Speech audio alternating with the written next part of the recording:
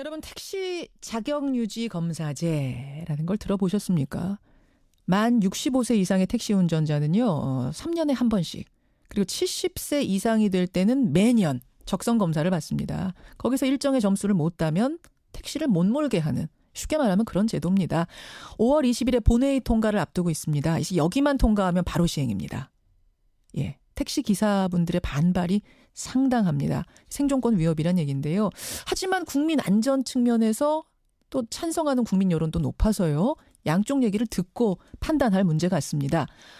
먼저 택시 자격 유지 검사제를 추진해야 한다. 찬성하는 입장. 도로교통공단 박무혁 교수님 나와 계시죠? 안녕하세요. 네, 안녕하십니까. 반갑습니다. 예, 택시 자격 유지 검사제 도입 안 된다 반대하시는 분 전국 개인택시연합회 유병우 회장님 나와 계시죠? 예, 안녕하십니까. 예, 반갑습니다. 안녕하세요.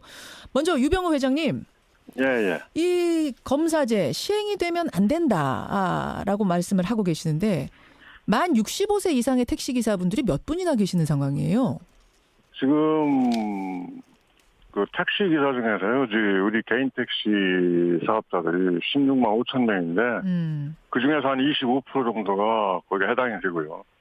또 법인 택시 쪽에 있는 분들은 한 2천 명 정도 해당이 돼가지고 예. 지들이 파악한 한 7만 명 정도 해당되는 것으로 알고 있습니다. 7만 명의 택시 기사들이 이제 이 검사제를 검사를 받아야 되는 상황. 네, 예. 자, 박 교수님께 먼저 여쭙겠습니다. 네. 이 7만 명 택시 기사분들에 대한 적성 검사를 하는 것이 옳다 지지하시는 이유는 뭡니까?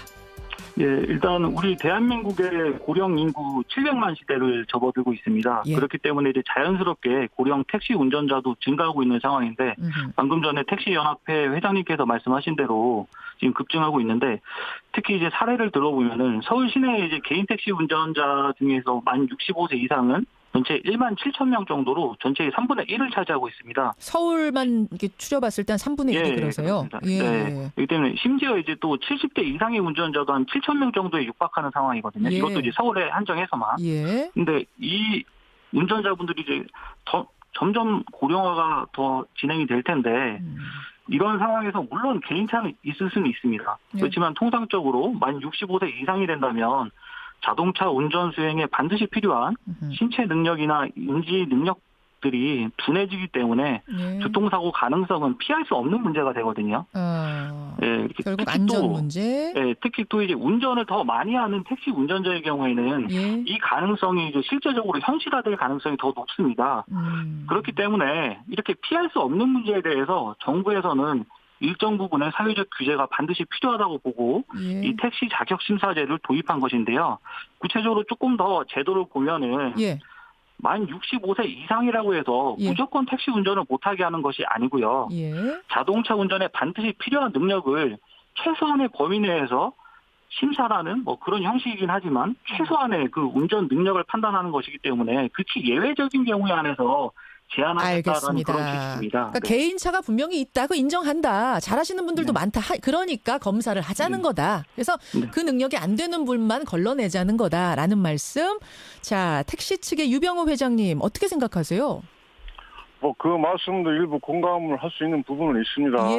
일부 공감할 수 있는 부분은 분명히 있는데 지금 현재 그 정밀검사 그 제도 자체가 과연 거기에서 검증 통과를 했을 때 그것이 안전운전으로 이어질 수 있는 그런 성능이 되느냐 하는 그런 문제점도 있고 또 실질적으로 지금 우리 그 국토부에서 밝힌 내용입니다. 이게 버스 기사 같은 경우를 그 불합격률이 2.5%라고 그러는데 우리 같은 경우는 아마 그거보다 좀 더 높게 나올 겁니다. 불합격률이. 지금 버스 기사분들에 대해서는 벌써 시행하고 있는 거죠? 그렇죠. 시행을 하고 있는데 그분들은 이미 채용이라는 그 단계를 거치기 때문에 사업자들이 채용할 때 이미 다 점검을 해서 채용을 하거든요. 그럼에도 불구하고 1.5% 정도의 그 불합격률이 나온다면은 지대 같은 경우는 그거보다 굉장히 높게 나올 텐데 그 불합격하는 사람들에 대한 생계 문제, 그 사후 대책 문제는 어떻게 지금 정부에서 마련하고 있는지 전혀 없습니다. 결국 생존권 문제다. 그렇죠. 결국은 막말레기에서 뭐 배운 게 뭐라고 뭐 이거 해갖고 여태 평생을 먹고 살아왔는데 지금 와가지고 뭐 100세 시대 정말 아직 지금 35년 동안 뭐를 해서 먹고 살으라고 하는 건지 사실 지들 입장에서는 막막한 거고. 막막하다. 여기에 대해서 지들은 또 수능해서 그걸 수용할 수 있는 그런 입장이 못 되죠. 자, 두 가지 말씀하셨어요. 하나는 이 검사가 진짜 걸러낼 수 있는 효용성이 있느냐, 이거 그렇죠. 하나랑. 당연히 지들이 거기에 의문이 있고요. 예, 그 다음에 그렇게 해서 떨어진 분들은 어떻게 먹고 살란 말이냐, 30-40년 동안 이것만 했는데, 이 두 가지. 자, 답변 주시지요, 도로교통공단 측.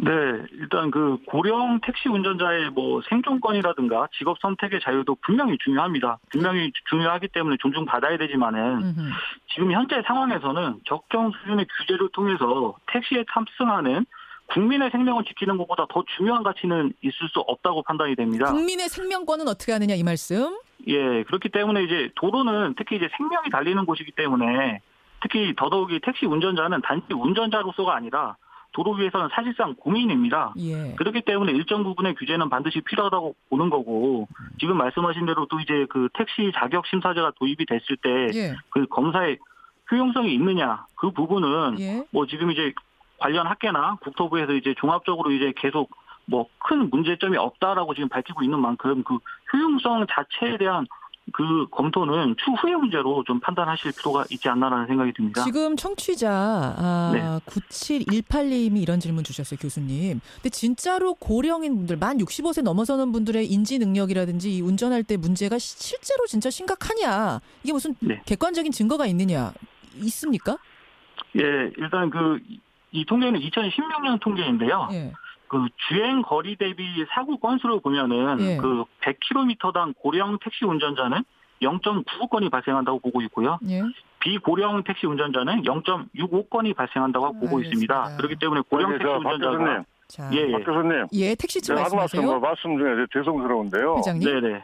지금 우리는 우리 16만 5천 우리 개인 택시 사업자들의 공제가 지금 운영이 되고 있습니다. 잘 알고 계시죠? 예, 알고 있습니다. 네. 그럼 거기에서 우리가 지금 사고 업무 처리를 전부 다 전담을 하고 있는데, 네네. 거기에서 나오는 통계 자료는 정확한 겁니다. 예. 네. 우리가 정확하게 해서 통계를 빼볼 때는 지금 국토부에서 말씀하고 있는 사고 다발 그런 업체라고 하는 그런 사실 오명도 지대로는 솔직해서 불쾌한 거고, 내용대로 다 빼보면요. 실제로 우리가 일반 자가용보다 사고율이 높지가 않아요.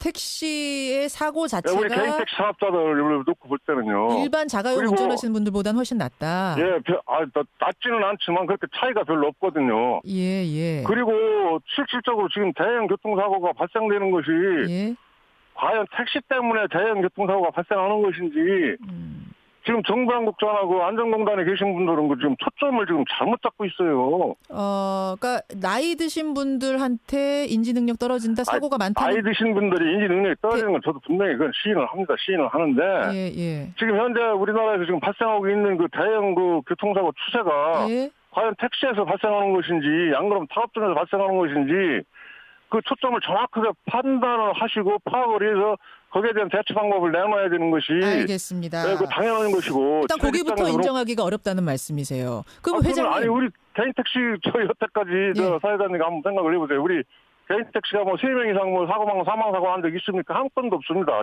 지난 10년 동안에. 자, 회장님, 제가 그럼 이어서 질문을 좀 드릴게요. 이게 택시 기사님들의 생존권도 생존권이지만 국민의 생명권이 우선이다. 국민들은 운전 잘하시는 분들도 많죠. 나이 드신 분들 중에. 그래서 그런 분들만 운전하시는 걸 원해서 아닌 분들을 좀 걸러내자라는 것에 대해서는 어떻게 생각하세요? 그 부분은 저도 공감을 하기 때문에 지들도 공감을 100% 합니다. 예. 정부에서 당연히 할 일이고, 그런데 그 내용이 지금과 같이 이렇게 일방적으로 시장을 강요하는 일방 통행식의 행위가 돼서는 안 된다는 것이 지들 생각이고요. 우리 업자들과 또 솔직히 같이 사전에 무슨 협의를 한번 해본 적도 없고, 공청회 한번 해본 적도 없어요. 절차도 문제고. 그냥 밀어붙이기식으로 이렇게 밀어붙이니까. 가뜩이나 설득력이 있는 그런 내용도 아닌 내용을 가지고 그냥 밀어붙이니까 지들이 반발을 하고 여기에 대해서 이의 제기를 하는 겁니다. 어떤 대안도 좀 마련을 해주고 이래야 되지 않겠느냐 지금 그 말씀이세요? 당연하죠. 아무리 좋은 정책이라고 해도 그로 인해서 희생자가 발생한다든가 피해자가 발생하면 안 되는 거 아닙니까? 이 절차의 문제는 아마 국토부에 저희가 질문을 해야 될 텐데 국토부 측은 토론에 나오기를 거부한 상태입니다. 그래서 도로교통공단 교수님과 지금 이야기를 나누고 있는데 교수님. 네. 어떻게 생각하세요? 이 뭐 대안이라도 좀 마련해주고 이걸 해야 되는 거 아니냐? 뭐 이런 입장이세요. 예, 지금 현재 상황에서 그 이제 고령 택시 운전자 숫자는 급증하고 있는 상황이기 때문에 예. 대한민국의 뭐 미래 택시 안전 정책과 제도의 성패는 사실상 고령 택시 운전자에게 달려 있다고 해도 과언이 아닌 상황인데 지금 말씀하신 대로 뭐 이제 통계라는 그 부분은 뭐 이제 뭐 사실 어떤 목적으로 뽑냐에 따라서 달라질 수 있는 그런 부분인데 지금 말씀하신 대로 이제 눈에 보이는 사고율도 당연히 중요하지만은 예. 그 고령자 자체 내재해 있는 그 잠재적으로 그 발생 가능한 사고율까지도 종합적으로 고려를 해본다면은 예. 반드시 고령 운전자가 더 상대적으로 위험하다라는 것은 그 누구도 부인할 수 없는 겁니다. 그건 이제 택시 기사는 일반인이고 사고를 예단을 해서 그 국민들한테 피해를 줘도 되는 겁니까? 정부 정책이? 자, 교수님 아니, 말이 안 되는 얘기고 예. 우리가 순수하게 우리가 실질적인 통계에 의해서 작성된 예. 그런 자료를 갖다가 그 안전공간에 계신 분들이 이렇게 부정한다면은 회장님 뭐 제가 더 이상 드릴 말씀이 없네요. 이게 지금 발언권이 왔다 갔다 해야 되니까요. 교수님이 마저 좀 말씀 마무리 지어주시죠. 예, 저는 협회장님께 또 이제 개인적으로 드리고 싶은 말씀은 뭐 이제 지금 현재 이 택시 자격 심사 제도 자체가 지금 현재 지금 이제 올해 시행이 될 텐데 그 지금 이제 16년도부터 이제 버스를 대상으로 시행을 했다고 말씀을 해주셨는데 불합격률이 대략 1.5%란 말이에요. 예. 그러면 이제 개인 택시 운전자에게 적용할 경우에는 한 1년에 한 600명 정도 이제 불합격할 수 있다라고 볼 수 있는데 예. 이 분들에 대해서 최소한의 운전 능력을 가지지 못했다라고 판단할 정도로 정말 이제 그 실제 운전에 필요한 검사에 대해서 평가를 하는 거기 때문에 이렇게 오히려 사전에 고령 택시 운전자의 생명을 더 보장할 수 있는 방법이기도 하거든요, 사실. 이 부분에 대해서도 좀 한번 생각을 해 주셔야 될 것 같습니다. 자, 저 택시 회장님. 예. 어떻게 생각하세요? 그 시험이 진짜로 최소한으로 걸러냈는데도 1.5 정도가 걸린다. 그럼 그거라도 걸려야 되지 않겠느냐라는 게 교수님 말씀이네요. 그분들이 숫자로 따지면요. 예. 그 700명 정도 되는 거를 저희들이 파악을 하고 있거든요. 예. 그런데 아까도 말씀드렸듯이 국토부에서 그 발표하는 것이 1.5%가 버스 기사를 상대로 한 그 1.5%입니다. 예. 그러니까 우리하고는 좀 그 차이가 있고 우리는 아마 그거보다 더 편차가 좀 더 커질 겁니다. 더 늘어날 거다 아마. 예, 더 늘어날 것으로 보면은 예를 들어 1,000명만 된다고 하더라도 1년에 1,000명 정도의 그 희생자가 발생하는 겁니다. 피해자가 발생하는 것이고 그분들 65세 된 분들 앞으로 100세 시대인데 35년을 더 살아야 되는데 35년 동안 뭐 먹고 삽니까? 예. 제가 일단 그 부분에 대해서 또 자, 마지막 발언의 느낌으로 30초씩 드리겠습니다. 교수님. 네. 지금 현 단계에서는 그 자격심사 불합격자를 대상으로 뭐 이렇게 지금 말씀하신 대로 생존권의 위협이 있고 뭐 그런 문제가 있다 보니까 고령자 대상으로 교통안전 교육을 좀 의무화한다라든가 그런 사회적 합의가 조금 더 필요할 것 같고요. 예. 지금 상황에서는 대한민국 5천만 국민의 생명을 가지고 무작정에 이렇게 타협만은 할 수 없습니다. 그렇기 때문에 뭐 특별한 대책을 지금 수립할 수 있도록 뭐 교통 거버넌스를 구축한다든가. 알겠습니다. 네, 그럼 네. 예, 합의가 필요하고 대안이 필요하겠다. 자, 택시 측 입장 30초 드립니다. 예, 뭐 좋으신 말씀 많이 들었습니다, 박 교수님. 많이 들었는데요. 네. 지들 입장도 좀 감안을 좀 하셔가지고 우리는 그 생존권이 달린 문제이기 때문에 우리는 여기에서 추워도 더 뒤로 발을 뺄 수 있는 그런 입장이 못 됩니다. 정부는 그 사부 대책을 좀 강구를 하신 다음에 어떤 제도가 시행이 돼야 되지 이런 식으로 막무가내식으로 밀어붙이기식의 그 행정은 지들이 받아들일 수 없다는 것을 분명히 말씀드리고 아마 이 부분 때문에 전국적으로 지금 우리 개인택 사업자들 굉장히 지금 들끓고 있는데 하루빨리 이 들끓는 이 분위기가 좀 진정이 돼서 평온한 마음을 생각해 종사할 수 있는 그런 기회가 좀 됐으면 좋겠습니다. 여기까지 청취자들이 듣고 아마 나름의 판단하실 것 같습니다. 도로교통공단의 박무혁 교수, 전국개인택시연합회 유병우 회장 두 분 고생하셨습니다. 예, 감사합니다. 네, 감사합니다. 불러내자는 거다라는 말씀. 자, 택시 측의 유병우 회장님 어떻게 생각하세요? 뭐 그 말씀도 일부 공감을 할 수 있는 부분은 있습니다. 예. 일부 공감할 수 있는 부분은 분명히 있는데 지금 현재 그 정밀검사 그 제도 자체가 과연 거기에서 검증 통과를 했을 때 그것이 안전운전으로 이어질 수 있는 그런 성능이 되느냐 하는 그런 문제점도 있고 또 실질적으로 지금 우리 그 국토부에서 밝힌 내용입니다. 이게 버스 기사 같은 경우를 그 불합격률이 2.5%라고 그러는데 우리 같은 경우는 아마 그거보다 좀 더 높게 나올 겁니다. 불합 등률이. 지금 버스 기사분들에 대해서는 벌써 시행하고 있는 거죠? 그렇죠. 시행을 하고 있는데 그분들은 이미 채용이라는 그 단계를 거치기 때문에 교통사고 가능성은 피할 수 없는 문제가 되거든요. 결국 안전 문제. 특히 또 이제 운전을 더 많이 하는 택시 운전자의 경우에는 이 가능성이 이제 실제적으로 현실화될 가능성이 더 높습니다. 그렇기 때문에 이렇게 피할 수 없는 문제에 대해서 정부에서는 일정 부분의 사회적 규제가 반드시 필요하다고 보고 이 택시 자격 심사제를 도입한 것인데요.